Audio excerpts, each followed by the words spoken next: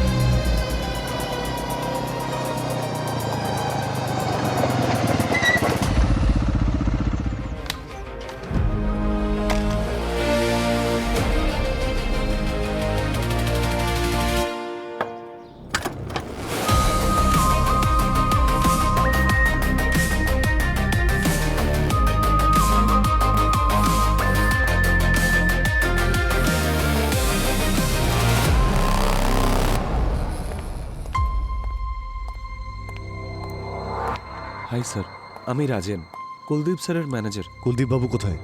ওনার সঙ্গে আমার কথা আছে, খুব প্রয়োজনীয় কথা। স্যার আপনি আসতে একটু দেরি করে ফেলেছেন। যেটার ভয় ছিল সেটাই হয়েছে স্যার। হোয়াট? কোথায় উনি? আসুন স্যার।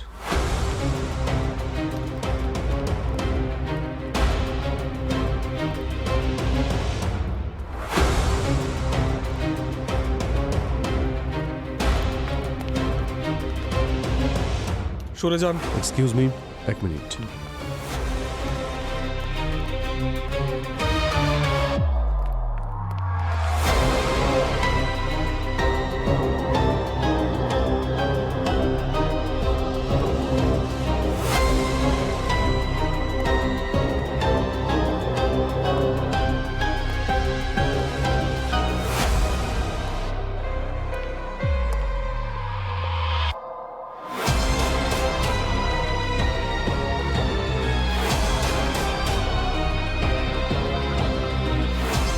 কখন হলো এটা? স্যার এই কয়েক ঘন্টা আগে।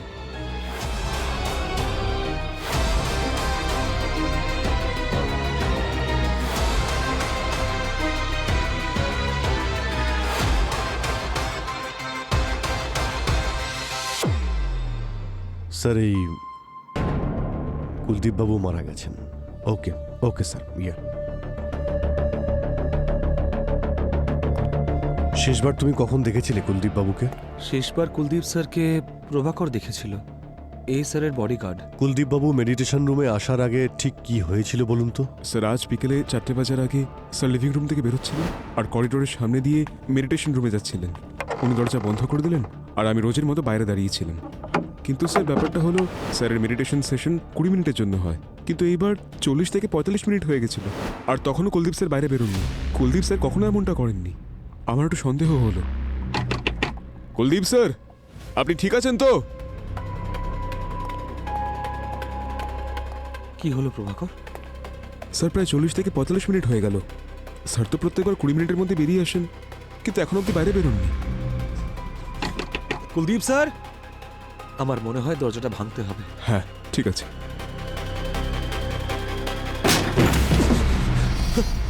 Kuldeep sir, Kuldeep sir, Kuldeep sir, Kuldeep sir, sir sir এ কি হলো? খুন খুন খুন খুন হয়েছে। দেখুন দেখুন খুন হয়েছে, খুন। শুনুন শুনুন, কুলদীপ! Ma'am, ma'am. কিন্তু স্যার আমি বুঝতে পারছি না যে এসব কি করে হলো। রাজেন তুমি কোথায় ছিলে যখন এসব হয়েছিল? স্যার আমি স্টাডি রুমেই ছিলাম। স্যারের পরের দিনের শিডিউল তৈরি করছিলাম, আর যেহেতু স্যার অনেকক্ষণ রুমের ভেতরে ছিলেন তাই মেডিটেশন রুমের বাইরে এসেছিলাম। ঠিক আছে, আপনারা একটু বাইরে যান।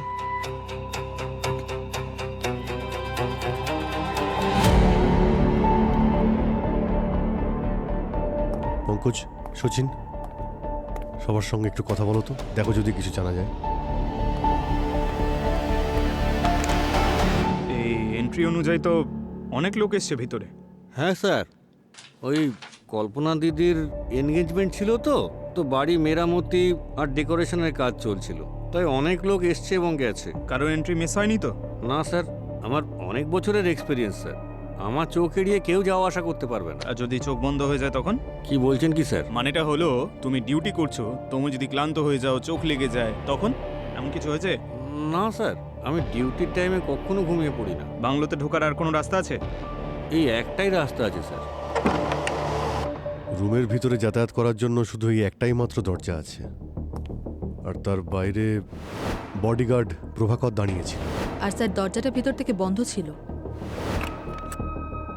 আর ভিতরের তো কোনো সিক্রেট রাস্তাও তো দেখতে পাচ্ছি না,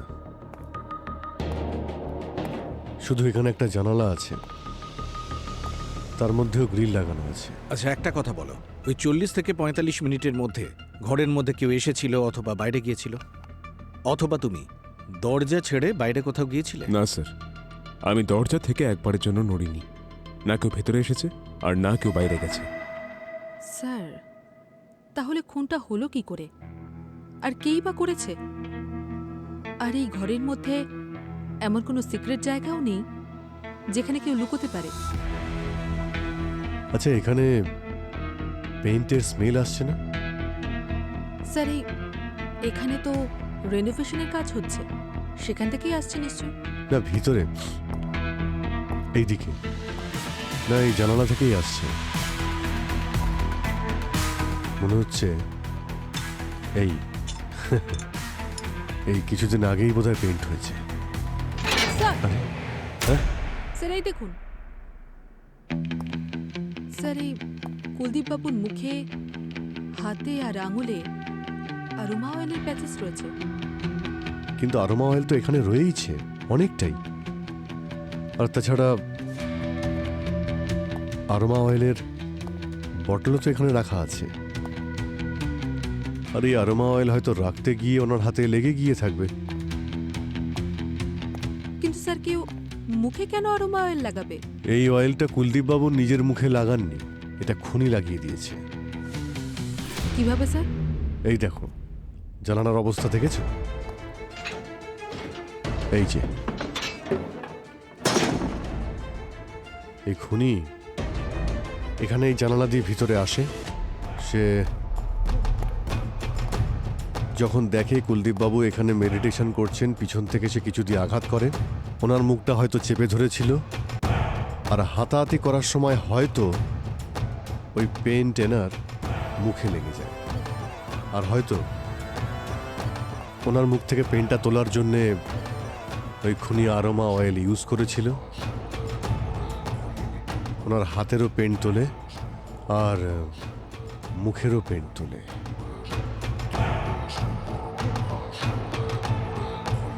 আর হয়তো কুলদীপ বাবুর বডি থেকে সোনাগুলো নিয়ে চলে যায়। সোনা? এই দেখো, ছবিতে দেখো, এই গলায়, এই যে গলায় চেন আছে, হাতে ব্রেসলেট আছে, কিন্তু এখন এনার বডিতে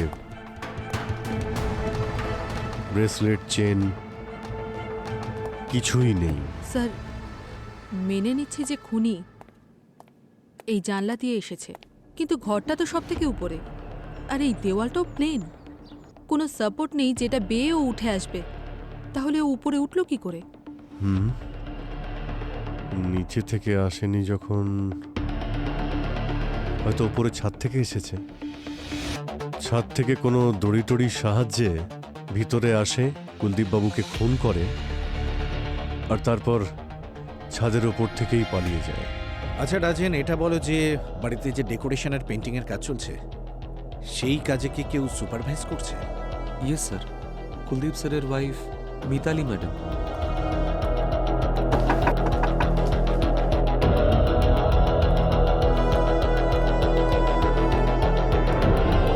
ম্যাম, ওই সিআইডি অফিসাররা কিছু কথা বলতে চান আপনার সঙ্গে। এখন কেমন আছে কল্পনা? এখনো অজ্ঞানই আছে স্যার। এত বড় একটা ধাক্কা ও সামলে উঠতে পারবে কিনা সন্দেহ। কুলদীপ বাবুকে হুমকি দেওয়া ফোন করা হতো, আপনার এই বিষয়ে কোনো আইডিয়া আছে? হ্যাঁ স্যার, আমি জানি যে কুলদীপকে কেই হুমকি দেওয়া কলগুলো করতো। কে? হেমন্ত, কুলদীপের বিজনেস পার্টনার। কিছুদিন আগেই ওদের পার্টনারশিপ শেষ হয়ে গেছে। কেন? কিছু বিজনেস ডিসপিউট ছিল। ও অনেকবার কুলদীপকে হুমকিও দিয়েছে। আমি কুলদীপকে বলেও ছিলাম যে এই ব্যাপারে পুলিশকে জানাতে, কিন্তু কুলদীপ কখনোই আমার কথা সিরিয়াসলি নেয়নি। আর দেখুন এইসব ঘটে গেল। বাবা, বাবা, বাবা, হ্যাঁ মা, আসছি।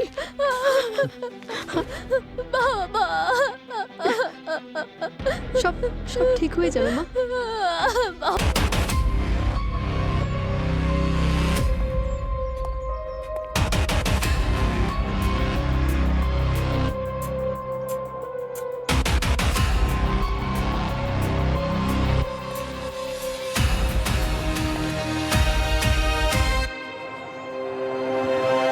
স্যার, টেরেসে তো কোনো দড়ি দেখলাম না, না কোনো ছেঁড়া দড়ি বা কোনো হুঁক, কিচ্ছু না। কিন্তু হ্যাঁ, এই যে ওয়ার্কার্সদের বাথরুম আছে, ওখানে বাঁশ, সিঁড়ি, পেন্টিংয়ের জিনিসপত্র ওইসব রয়েছে। ওপর থেকে যখন আসেনি তো নিচ থেকে এসেছিল। নিচে ওই সিঁড়ি আর বাঁশগুলো তো রাখাই ছিল। এখন এটা খোঁজ নিতে হবে যে কে এসেছিল, খুনটা কে করেছে। স্যার, উনি মিস্টার নকুল, এই বাংলো রেনোভেশনের কন্ট্রাক্ট ইনিই দিয়েছিলেন। নকুল, তুমি তো এখানকার ইনচার্জ। আচ্ছা, তুমি কি এটা জানতে না যে ওই মেডিটেশন রুমের গ্রিলটা ওটা ভালো মতো লাগানো ছিল না? স্যার, ওই মেডিটেশন রুমের জানলায় গ্রিল ছিলই না। ওর জন্য পাখিগুলো ভেতরে ঢুকে যেত আর মেডিটেশন রুমটা নোংরা করে দিত। কুলদীপ স্যার খুব বিরক্ত হয়েছিলেন, আর মিতালি ম্যাডাম বলেন যে গ্রিল লাগিয়ে দিতে। আরে হ্যাঁ, কিন্তু গ্রিলটা তো ঠিকঠাক লাগাতে হবে। আসলে স্যার, ওয়েল্ডিং শুধু বাকি ছিল, গ্রিল লাগানো হয়ে গিয়েছিল যাতে পাখিগুলো না ভেতরে আসতে পারে। আচ্ছা ঠিক আছে, এই গ্রিলের কাজ কে করেছে? এই পেন্টিং এর কাজ কে করছিল? স্যার, যজ্ঞ। যাও ডেকে আনো ওকে। স্যার, ওই যজ্ঞ আজ কাজে আসেনি। আমি সকালে ওকে ফোন করেছিলাম, কিন্তু ওর ফোনটা সুইচ অফ আছে। ওর নাম্বার কি? হ্যাঁ, এই যে। The number you're calling is currently switched off. Number তো অফ বলছে স্যার। আচ্ছা, এমনটা নয় তো আজকে এসেছিল কিন্তু তুমি ওকে দেখোনি? ওয়াচম্যানকে ডেকে আনো, যাও। স্যার,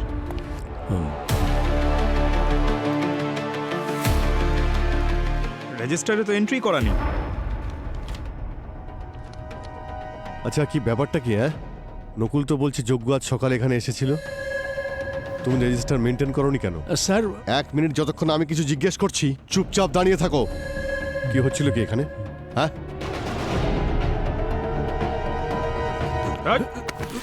চল বস। তুই যোগ্যকে ভেতরে ঢুকতে দিলি আর ওর সঙ্গে মিলে কুলদীপকে মেরে ফেললি। আমি কিচ্ছু করিনি স্যার। দেখো, আমি ভালোভাবে বলছি, এটা একটা মার্ডার কেস। সোজা একেবারে জেলে যাবে। যা কিছু জানো তাড়াতাড়ি বলে ফেলো।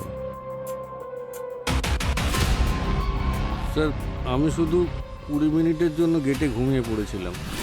হতে পারে স্যার যে ওই সময়ই যজ্ঞ বাংলোতে ঢুকে পড়েছে। তারপর কি হলো? ম্যাডাম, তারপর মেডিটেশন রুমের যখন দরজা ভাঙা হয় সেই আওয়াজেই আমার ঘুম ভেঙে যায়। স্যার, এটা হতে পারে যে ওর যখন চোখটা লেগে গিয়েছিল সেই সময় যজ্ঞ ভেতরে আসে মেডিটেশন রুমে আর খুন করে চলে যায়। নকুল স্যার, তোমার এমপ্লয়িজের সমস্ত আইডেন্টিফিকেশন রাখো তো, মানে আধার কার্ড বা অন্য কিছু? হ্যাঁ স্যার, ওই সব ডিটেল এনার কাছে আমি রেখে দিয়েছি। পুরবি এই যজ্ঞর আধার কার্ডটা নাও তো আর খোঁজ নাও, ওর ব্যাপারে সমস্ত ডিটেলস বের করো। আধার কার্ড দাও। স্যার স্যার চলুন। আর পঙ্কজ, আজকে সকালে বাংলোতে যারা যারা এসেছে তাদের প্রত্যেকের লিস্টটা বানাও। ফিঙ্গারপ্রিন্টস, আইডেন্টিফিকেশন, সবার ডিটেলস বের করো। স্যার বস, এইটা কুলদীপের স্কিনের স্যাম্পল, আর এতে পেইন্টেড ট্রেসেস পেয়েছি। নতুন কিছু বলো শাহরুখে। এতে আমি স্টেরিক অ্যাসিডের ট্রেসেস পেয়েছি। এইটাই হচ্ছে নতুন। Steric acid? আর এটা কিসে ব্যবহার করা হয়? পুরবি, এমনি তো এই স্টেরিক অ্যাসিড প্রত্যেক পেন্টেই অল্প বিস্তর থাকে, কিন্তু এখানে বিষয়টা অন্যরকম। এখানে উইন্ডোতে যে গ্রিল ছিল আর যেখানে যেখানে রিনোভেশনের জন্য পেইন্ট হয়েছিল সেখানে স্টেরিক অ্যাসিডের ট্রেসেস পাইনি। সরি স্যার, আমি কিছু বুঝলাম না।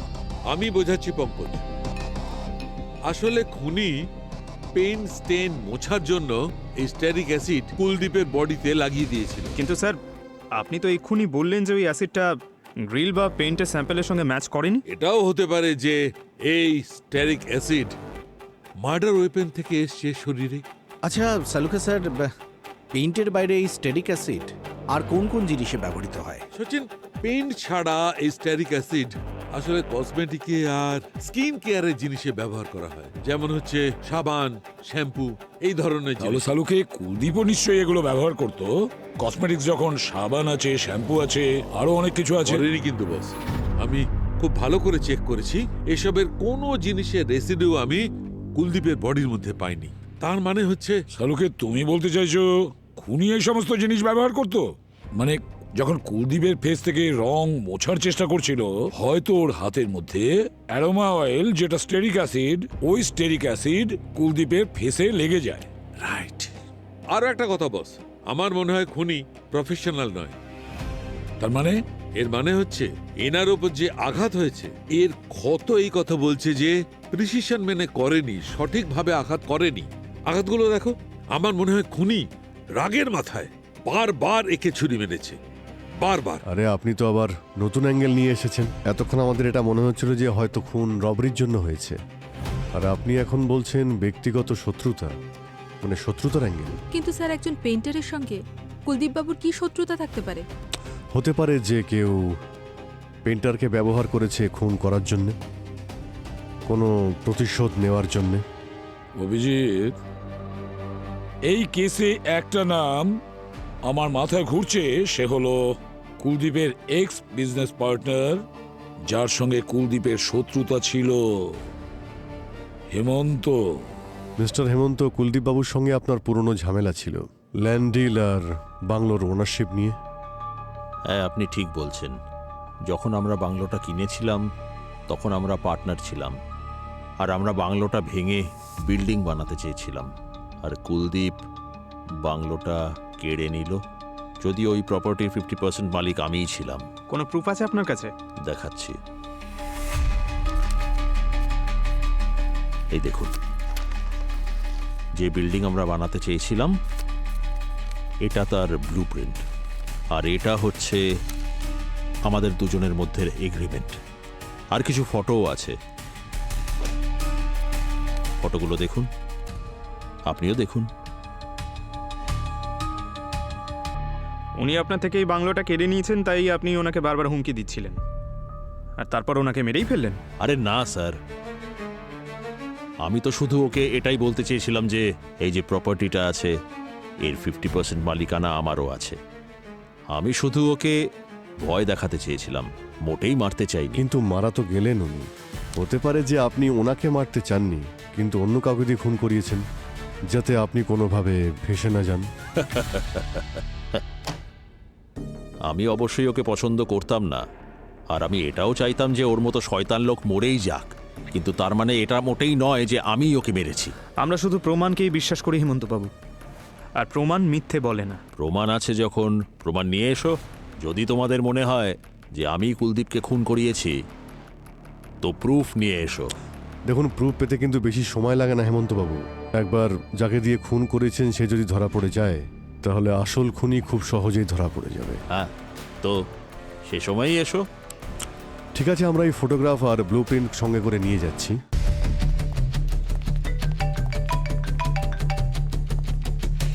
হ্যাঁ পূরবী, গ্রেট। কোথায়? হ্যাঁ ঠিক আছে, যাচ্ছি যাচ্ছি। যজ্ঞর খোঁজ পাওয়া গেছে, ওর সঙ্গে আমি দেখা করে আসছি। তুমি হেমন্তর ব্যাপারে খোঁজ নাও, আর কুলদীপের ফোন রেকর্ডও চেক করো, ঠিক কারা কারা ওর পিছনে পড়েছিল। স্যার। হ্যাঁ হ্যালো, আরে আমি বলছি, তোমার স্বামী। হ্যাঁ, আরে ব্যাপারটা হলো নতুন ফোন নিয়েছি, আর এটা হচ্ছে আমার নতুন নাম্বার, সেভ করে নিও, ঠিক আছে? আর কাউকে একদম দেবে না এই নাম্বারটা, ঠিক আছে? আর শোনো, আজ আমি প্রথমবার প্লেনে চড়তে চলেছি। কি যজ্ঞবাবু, একটু সময় আছে আপনার কাছে? আমাদের একটু কথা রয়েছে। কে আপনারা? আমি অচেনা মানুষের সঙ্গে কথা বলি না। আরে আমরা অচেনা লোক নই, তোমার শ্বশুর বাড়ির লোক। শ্বশুরবাড়ি আমার? সিআইডি থেকে। সিআইডি? কি হয়েছে স্যার? কিছু না, এই নতুন ফোন, নতুন নাম্বার, প্লেনের টিকিট। হ্যাঁ, না না অবাক হও না। আর এইসব কেনার জন্যে তো ফটো আইডি লাগে, আর ফটো আইডির জন্য তুমি আধার কার্ড ব্যবহার করেছো, বেশ এটাই ভুল করে ফেলেছো। তোমার আধার কার্ডের উপরেই কিন্তু আমাদের নজর ছিল। চলো শ্বশুর বাড়ি যাই আমরা। হ্যাঁ, শ্বশুরবাড়ি না। আরে আরে তোমরা কেন দাঁড়িয়ে আছো? সব কাজ কি সিনিয়র করবে নাকি? যাও যাও, তাড়াতাড়ি যাও।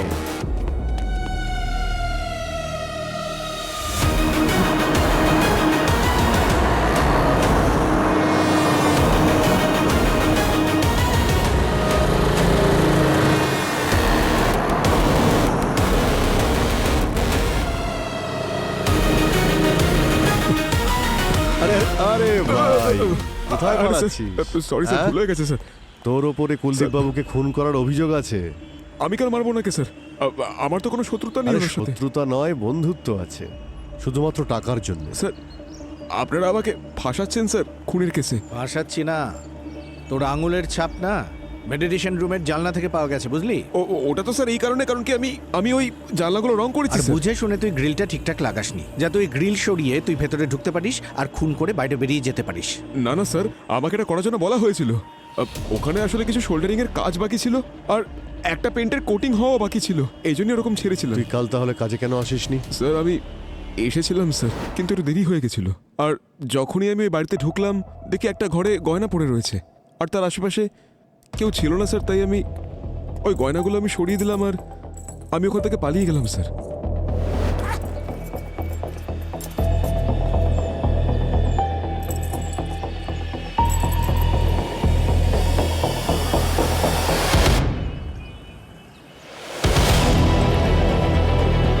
স্যার এটা তো সেই জুয়েলারি যেটা কুলদীপ বাবুর কাছ থেকে চুরি হয়েছে। কি এসব? আমি তো বলছি স্যার, চুরি করেছি, কারোর খুন করিনি স্যার।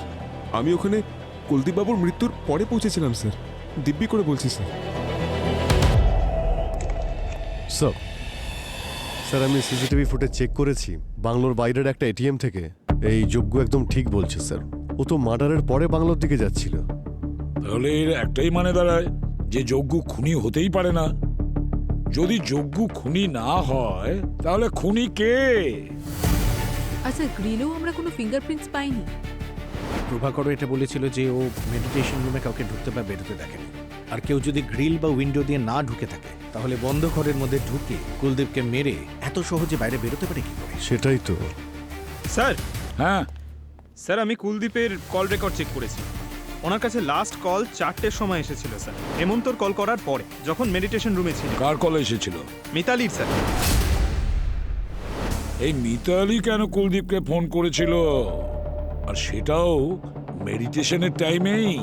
স্যার হতে পারে মিতালি ফোন করেছিল মেডিটেশন রুমে আসার জন্য, আর কুলদীপ বাবু না করতে পারেননি। এই সুযোগেই ও ঘরের ভিতর ঢোকে, ওনাকে খুন করে বেরিয়ে যায়। কিন্তু প্রভাকর বলছিল যে ও তো রুমের বাইরেই ছিল, ও কাউকে ভেতরে ঢুকতে বা বাইরে বেরোতে দেখেনি। পঙ্কজ, এরকম খুন কারোর সাহায্য ছাড়া হয় না, কেউ না কেউ তো সঙ্গে আছেই। হতে পারে প্রভাকর আর মিতালি একসঙ্গে করেছে। আরও একটা কথা স্যার, এই কুলদীপ মারা যাওয়ার পর বিজনেস আর প্রপার্টি তো মিতালির নামেই হওয়ার কথা ছিল। আচ্ছা, তাহলে এই ব্যাপার। তাহলে অভিজিৎ, একে নাও ওদের দুজনকে বিব্রতে। জানা তো যাবে যে প্রভাকর আর মিতালি দুজনে মিলে কোন জট পাকাচ্ছে। মা কোথায় যাচ্ছ? বাবু আমি অফিসে যাচ্ছি। অফিস কেন? একটা খুব দরকারি কাজ আছে। তোমার বাবা যদি থাকতো তাহলে আমি যেতাম না, উনিই যেতেন। কিন্তু এখন বাবা তো নেই না, আমাকেই তো যেতে হবে। বলো, আমাকেই অফিসে যেতে হবে। তাড়াতাড়ি এসো মা প্লিজ। হ্যাঁ দেখো, রাজেনও এসে গেছে। এক কাজ করো, তুমি ওর সাথে ঘরে বসে কথা বলো, আমি খুব তাড়াতাড়ি চলে আসবো, কেমন?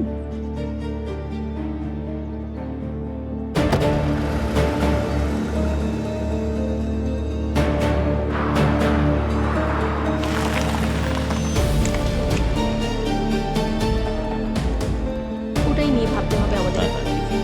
হ্যাঁ। কি ব্যাপার মিতালি দেবী, খুব তাড়াতাড়ি বিজনেস সামলাতে চাইছেন? হ্যাঁ স্যার, আমার হাজব্যান্ড কুলদীপ, উনি বিজনেস ডিল করার সময় কিছু ভুল হয়ে গেছিল। ব্যাস সেগুলোর ব্যাপারে ডিসকাস করছিলাম। ডিসকাস করছিলেন নাকি শেষ করতে এসেছিলেন এখানে? এসব কি বলছেন আপনি? না, স্বামী মারা যেতেই তার শত্রুর সঙ্গে বন্ধুত্ব করতে চলে এসেছেন আপনি। বন্ধুত্ব নয় স্যার, উনি এখানে বিজনেস ডিল করতে এসেছেন। আপনার সঙ্গে পরে কথা বলছি মিস্টার হেমন্ত। মিতালি দেবীকে এখন কয়েকটা প্রশ্ন জিজ্ঞেস করব। আপনি দয়া করে একটু বিউরোতে আসবেন। আসুন আসুন, চলুন।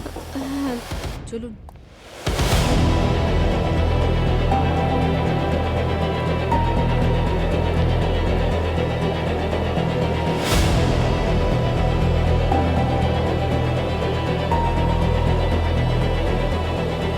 মিতালি, একটা কথা বলো, যখন কুলদীপ মেডিটেশন রুমে ছিল তখন তুমি ওকে ফোন করেছিলে কেন? আর এ কথা আমাদের কেন লুকিয়েছো?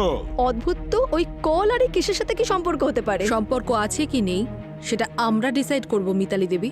আমি তো বলছি যে তুমি প্রভাকরের সঙ্গে হাত মিলিয়ে কুলদীপকে খুন করেছো। প্রভাকর, তুমি এরকম কেন করলে? নিজের বসকে তুমি খুন করলে? দেখো, মিথ্যে বলো না, তোমার ফিঙ্গারপ্রিন্ট কিন্তু আমরা বডির ওপর থেকে পেয়েছি। স্যার আমি মারিনি স্যার, আর আমি ওনাকে কেন মারবো? আর ফিঙ্গারপ্রিন্ট যখন আমি ওনাকে ছুঁয়েছিলাম তখন লেগে গেছে হয়তো। তাহলে মিতালি ম্যাডাম কেন বললেন যে তোমার সঙ্গে তোমার বসের নাকি খুব ঝামেলা হয়েছিল? তুমি ওনাকে মেরে ফেলার হুমকি দিয়েছিলে? না স্যার, এমন তো কোনো ঝগড়া হয়নি আমাদের। উনি মিথ্যে বলছেন। মিথ্যে কেন বলতে যাবে? স্যার উনি আমাকে ফাঁসাতে চাইছেন, আর আমার তো সম্পূর্ণ সন্দেহ আছে যে উনি স্যারের খুন করেছেন। এটা কেন? কারণ স্যারের মরে যাওয়ার পর মিতালি ম্যাডাম স্যারের সবকটা ব্যবসা তার নিজের নামে করে নিয়েছে। স্যার আমার না সম্পূর্ণ সন্দেহ আছে যে টাকার জন্য মিতালি ম্যাম স্যারকে মেরে ফেলেছেন। আমি কুলদীপকে কল করেছিলাম, কারণ আমি কুলদীপকে মনে করাতে গেছিলাম আমাদের সম্বন্ধী আসছে, তাকে নিয়ে আসার জন্য এয়ারপোর্ট যেতে হতে পারে। বাহ বাহ বাহ, আবার একটা নতুন গল্প। তাহলে যখন কুলদীপ খুন হয় তখন তুমি কোথায় ছিলে? আমি আর আমার মেয়ে কল্পনা, আমরা দুজন ভিডিও কলে ছিলাম ইভেন্ট ম্যানেজমেন্ট কোম্পানির ম্যানেজারের সাথে। স্যার 2 মাস বাদেই আমার মেয়ের বিয়ে হতে চলেছে। বিয়ের প্রস্তুতির জন্যই আমরা কথা বলছিলাম। আপনারা যদি চান তাহলে ম্যানেজারের সাথে ক্রস চেক করতেই সে পারেন। আমরা ক্রস চেক করেই নেব মিতালি দেবী, কিন্তু যতক্ষণ না আমাদের ইনভেস্টিগেশন সম্পূর্ণ হচ্ছে আপনি শহর ছেড়ে বেরোতে পারবেন না, বুঝলেন আপনি?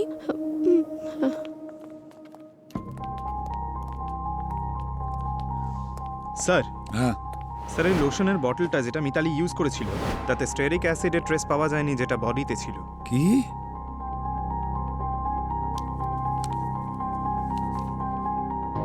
অভিজিৎ, এটা যে দেখছো এই ব্লু প্রিন্ট, এটা পুরনো বাংলোর ব্লু প্রিন্ট যেটা হেমন্ত আমাদের দিয়েছে। এবার এই ব্লু প্রিন্টে দেখো, বাংলো আর মেডিটেশন রুম অ্যাটাচ করা ছিল, কানেক্টেড ছিল, কিন্তু এখন এই দেখো, এটা এখন কানেকশন চলে গেছে, ওয়াল তৈরি হয়েছে। এটা হয়নি তো আবার যে কেউ এই দেওয়ালটার মধ্যেই কিছু লুকিয়ে রেখেছে? স্যার, আমরা যখন ইনভেস্টিগেট করেছি সব দরজা ভালো করে চেক করেছি। সব দরজা কিন্তু খুব ভালো করে বন্ধ করা ছিল, কোনো গ্যাপ ছিল না। কিন্তু স্যার, বন্ধ ঘরের মধ্যে খুনি কি কর্পূরের মতন উবে গেল নাকি?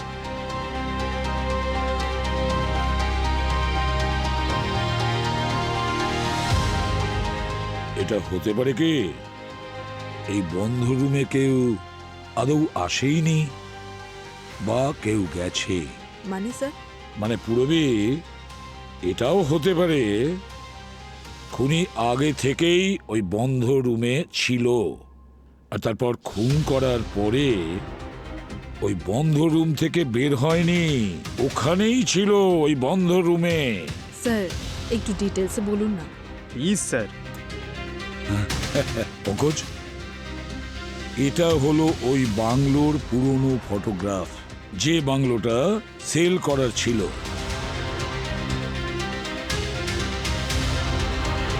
আর এটা হলো ওই রুমের এখনকার কারেন্ট ছবি, ক্রাইম সিনের রিসেন্ট ফটোগ্রাফ।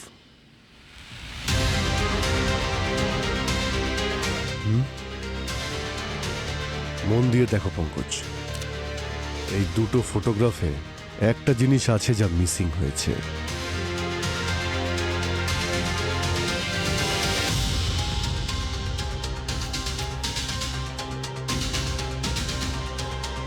ও আচ্ছা, বুঝেছ পঙ্কজ?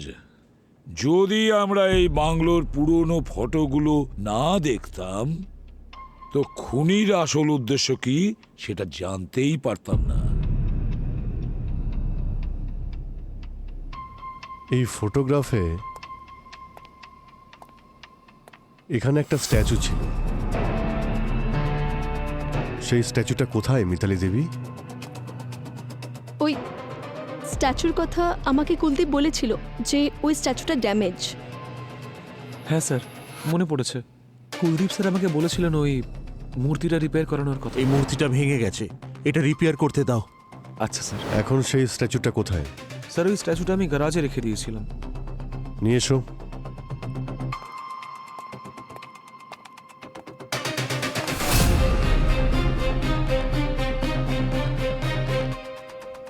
প্রভাকর।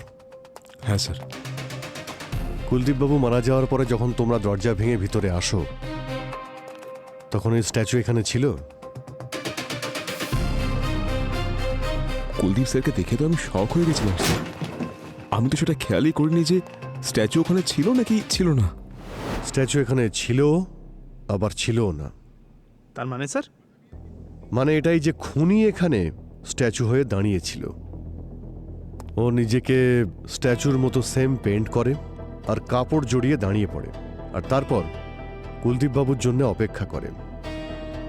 আর যখন এখানে কুলদীপবাবু মন দিয়ে মেডিটেশন করছিলেন তখন হঠাৎ করে ওনার পিছন থেকে আসে, ওনাকে খুন করে, তারপরে আবার স্ট্যাচু হয়ে দাঁড়িয়ে পড়ে। আর যখন বাড়ির লোক, ওয়ার্কার, স্টাফসটা এখানে ঢোকে তখন ও বডি থেকে চাদরটা সরায় আর তারপর সবার ভিড়ের মধ্যে মিশে যায় আর বাইরে বেরিয়ে যায়। তারপর ও ওয়ার্কার্সদের বাথরুমে যায়, গায়ের রং মুছে, তারপর কাজে লেগে যায় যেন কিছুই হয়নি। এই কাপড়েও একই ব্রোঞ্জ কালারের মার্কস আছে, ঠিক যেমন এই স্ট্যাচুতে আছে। আর এই কালারটাই খুনির ছুরিতেও ছিল। এই কালারের মধ্যেই থাকে স্টেরিক অ্যাসিড। স্টেরিক অ্যাসিড পাওয়া যায় কসমেটিক পেন্টে, আর এই স্টেরিক অ্যাসিডই কুলদীপবাবুর বডিতে ছিল। মানে খুনির হাইট আর স্ট্যাচুর হাইট সেম হতে হবে।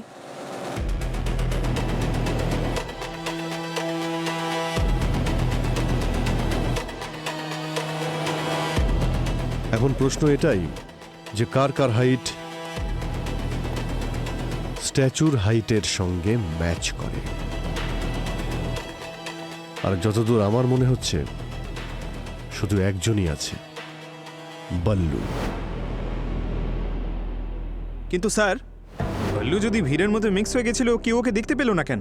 কারণ ওকে এখান থেকে বেরোতে কেউ তো সাহায্য করেছে, কিন্তু সে কে সে তো বল্লুই বলতে পারবে।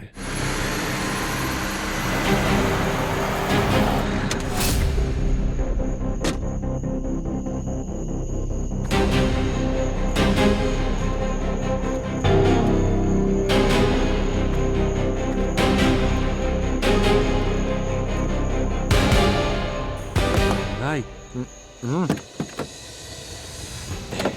সব ঠিক আছে তো? এটা হচ্ছে তোমার কাজের লাস্ট ইনস্টলমেন্ট।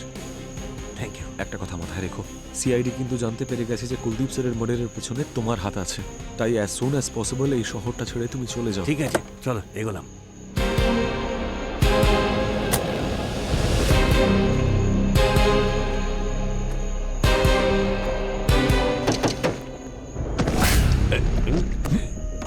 কিরে নেড়া বাল্লু, কোথায় পালাচ্ছিস? হ্যাঁ, তুই যখন জানিস আজ নয় কাল ধরা পড়বি, কেন বিরক্ত করছিস? স্যার আমি কিছু করিনি চুপ! তুই কি করেছিস আর কি করিসনি সব জানি আমরা। কোথায় পালাচ্ছিলি? হ্যাঁ, এতগুলো টাকা কে দিয়েছে তোকে? আপনারা আমাকে ধরলেন কি করে? এই টেম্পুর পিছু নিয়ে, বুঝেছিস? এটা তোর বন্ধুর টেম্পো না যে পেন্ট করে, যে তোকে ওই পেন্টটা দিয়েছিল? হ্যাঁ,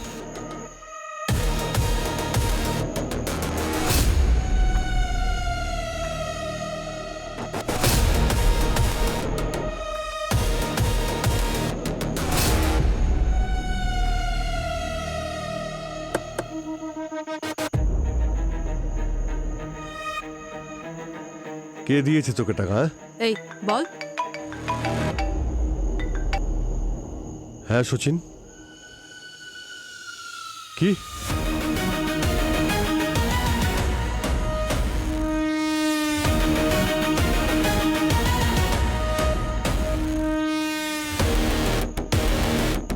হ্যাঁ পঙ্কজ।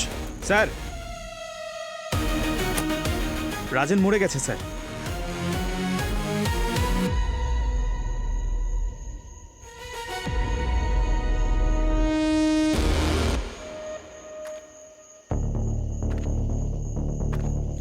কিরে বেল্লু, প্রথমে তুই কুলদীপকে খুন করলি, তারপর রাজেনকে খুন করলি। স্যার আমি রাজেনকে মারিনি স্যার, আমি দেখা করেছিলাম, তারপর টাকা নিয়ে বেরিয়ে পড়ি ওখান থেকে।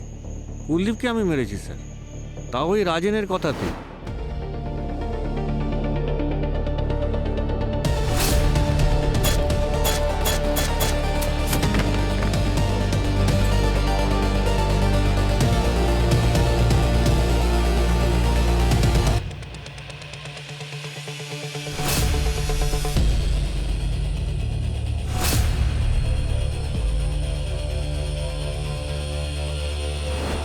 রাজেনের কথায় যদি ও কুলদীপ বাবুকে খুন করে থাকে, তাহলে রাজেনকে কে খুন করলো?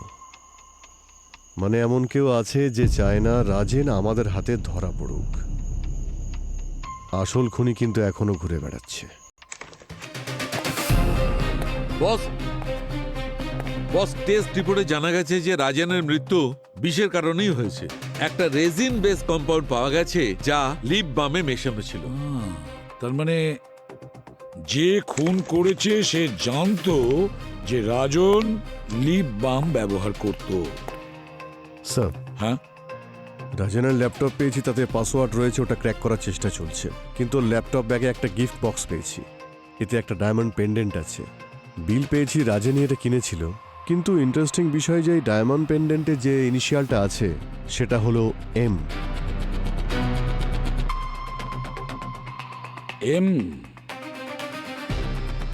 বাহ বাহ বাহ, এম। অভিজিৎ, এই কেসে শুধু এমন একজন আছে যার নাম এম দিয়ে শুরু হয়, মিতালি।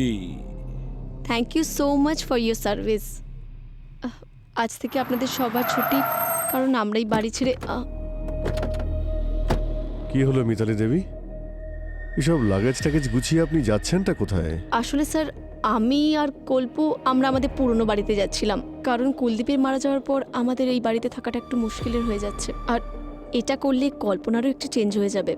এমনিতে পুরনো বাড়ি আপনাদের দুজনের মধ্যে একজনই যাবে, আর দ্বিতীয়জন যাবে জেল। জেল? রাজেনকে খুনের অপরাধে। কি? রাজেনেরও খুন হয়ে গেছে? আর যে গাড়িতে আমরা রাজেনের ডেড বডি পেয়েছি, সেই গাড়িতে আমরা একটা পেন্ডেন্ট পেয়েছি, আর আমাদের সন্দেহ এই পেন্ডেন্টটা তারই, যে রাজেনকে খুন করেছে আর তার সঙ্গে রাজেনের অ্যাফেয়ার চলছিল। আর এই পেন্ডেন্টে যে ইনিশিয়াল আছে সেটা হলো এম। তাহলে খুনি এমন কেউ যার নাম এম দিয়ে শুরু হয়। আরে স্যার, এম দিয়ে হাজারটা নাম হয়। আপনার এমনটা কেন মনে হচ্ছে যে এম দিয়ে শুধু মিতালিই হয়? কোনো কারণ ছাড়াই আপনি দোষ দিয়ে যাচ্ছেন। আমার আর রাজনের অ্যাফেয়ার? না, আমরা সেটা বলিনি। আমরা তো মানে এরকম সন্দেহ করছিলাম। তারপর আমরা রাজনের ল্যাপটপ পাই, আমরা ওটাকে ক্র্যাক করি, তো ওই ল্যাপটপ থেকে আমরা সব জানতে পেরে যাই। ও নিজের সব ফিলিংস ল্যাপটপে লিখে রেখেছিল। অনেকগুলো লাভ লেটার্সও ছিল যেগুলো মেল করেনি। আর সব লেটারে একটাই নাম লেখা ছিল, যার ইনিশিয়াল এম দিয়ে শুরু হতো। আমার কথা শুনুন। দেখুন স্যার, আপনারা নিশ্চয়ই কোথাও ভুল আরে না করছেন। না, আমাদের কোনো ভুল হয়নি মিতালি দেবী। ভালো তো বাসতই কোনো এম নামের মেয়েকে। কি কল্পনা দেবী? আমি কি করে জানবো স্যার? আরে না না, পুরো কথাটা তো আপনি শুনে নিন। আমি বলতে চাইছি যে কেন কল্পনা দেবী ওরফে মিঠি। আপনারা সবাই ওনাকে বাড়িতে এই নামেই ডাকেন না, মিঠি?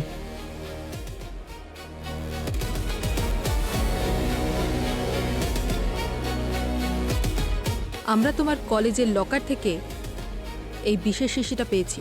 এটা সেই বিষ যেটা তুমি রাজনের লিপ বামে মিশিয়েছিলে। ব্যাস, অনেক হয়ে গেছে কল্পনা। এবার সত্যি করে বলো যে রাজেনকে তুমি কেন মারলে, যাকে তুমি ভালোবাসতে? আমি রাজেনকে ভালোবাসতাম না, ও আমাকে ভালোবাসতো। তাই নিজের লাভের জন্য আমি ওকে ইউজ করেছি। মিঠিকে আমি যখনই আমার মনের কথা বলতে যাই, জানি না কেন ঘাবড়ে যাই। বুঝতেই পারি না কি করে বলবো ওকে যে আমি ওকে ভালোবাসি।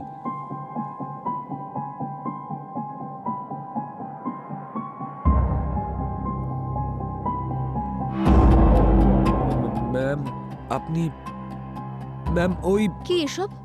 কিছু না ম্যাম, মিসআন্ডারস্ট্যান্ডিং। আমি এমনি একটু টাইপ করছিলাম আর কি। রাজেন,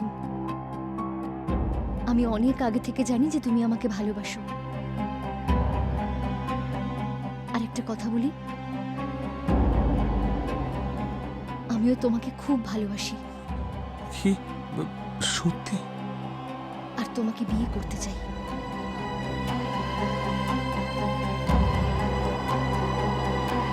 কিন্তু কি করে হবে?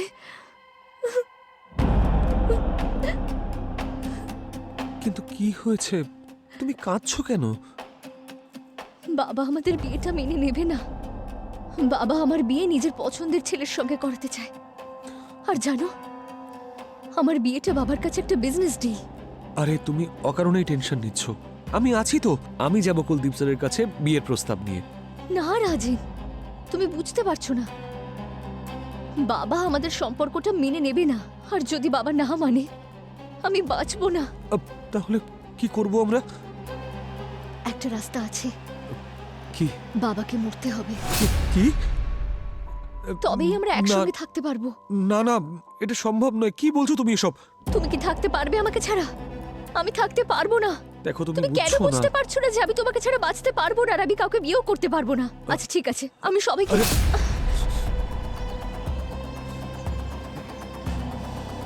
ঠিক আছে, তুমি যখন বলছো আমি দেখছি কি করা যায়। আমি রাজেনকে ব্যবহার করেছি যাতে বাবা জোর করে আমার বিয়ে না দিতে পারে। রাজেন বাল্লুর মাধ্যমে বাবাকে খুন করেছে। কিন্তু যখন আমি জানতে পারলাম যে রাজেনও এক্সপোজ হতে চলেছে, তখন আমি ওকেও রাস্তা থেকে সরিয়ে দিলাম। নইলে আমিও ধরা পড়তাম। কিন্তু রাজেনকে তুমি বিয়ে করতে চাইছিলে না কেন? আমি কাউকে বিয়ে করতে চাইনি। বাবার ছেলে হতে চেয়েছিলাম। বাবার বিজনেস, বাবার এম্পায়ারকে বাড়াতে চেয়েছিলাম। কিন্তু বাবার চিন্তা ভাবনা অনেক ছোট ছিল।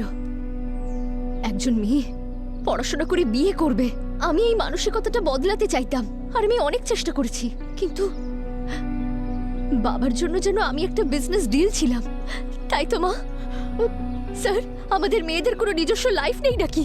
নিজের অস্তিত্ব, নিজের ইচ্ছে কিচ্ছু নেই নাকি? সারা জীবন শুধু ছেলেদের কথা শোনো। এটা কর, ওটা কর, এটা করিস না, ওটা করিস না। সব সময় আমারও একটা লাইফ আছে। নিজের জীবনটাকে নিজের মতো বাঁচতে চাইতাম। চাইতাম যে যেটা আমি করতে চাই সেটাতে যেন সাপোর্ট করা হয়। আমাদেরও বলার অধিকার আছে, নিজের মতো করে জীবন বাঁচার অধিকার আছে। কল্পনা, অধিকার আছে। আর আজকালকার দিনে অধিকার সবার আছে। হ্যাঁ, তোমার বাবার মতো মানুষের সঙ্গে তোমার অধিকারের লড়াই লড়তে হলে তারও রাস্তা আছে, কিন্তু যে রাস্তা তুমি বেছেছো সেটা ভুল। তোমার এই সিদ্ধান্তই তোমার পুরো জীবনটাকে শেষ করে দিল। এবার তোমার বাকি জীবনটা জেলের মধ্যেই বসে কাটাতে হবে তোমার।